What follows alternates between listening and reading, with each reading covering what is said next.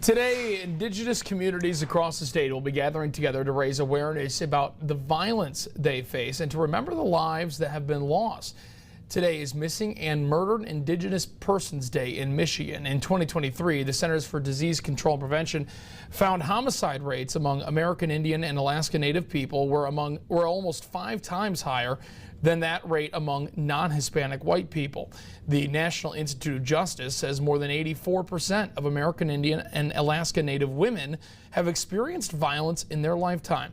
And according to the Bureau of Indian Affairs, there are currently more than 4,000 open cases in Michigan.